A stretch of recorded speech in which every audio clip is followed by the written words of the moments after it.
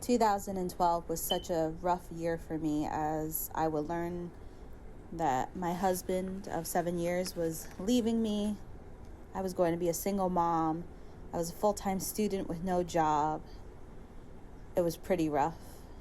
A few months later, I would lose my father as he lost his fight with colon cancer.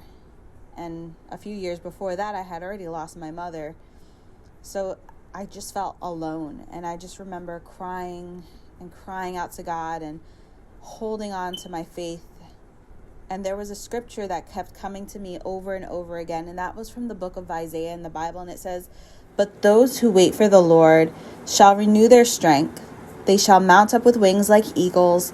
They shall run and not be weary. They shall walk and not faint." And I would just hold on to that scripture, and I would see it pop up so many ways. I would be at a store, or somebody would say something to me at church with that verse, and it would just remind me to stay close to God, and that even though it was a difficult time, I knew that I could put my trust in Him and He would carry me through.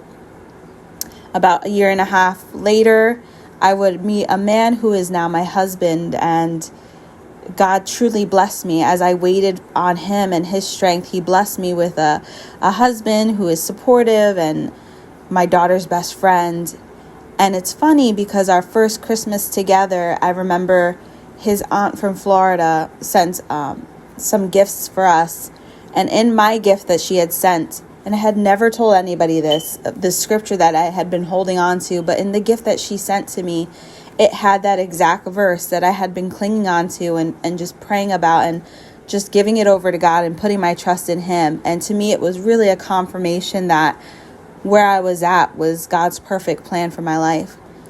And out of all of that came this song called "My Hope's in You" that God just birthed into me. I just began to write it, and I wrote it down. And one day I asked my husband, "Hey, you think you can write some music to it?" And he did. And that's the song I have for you today.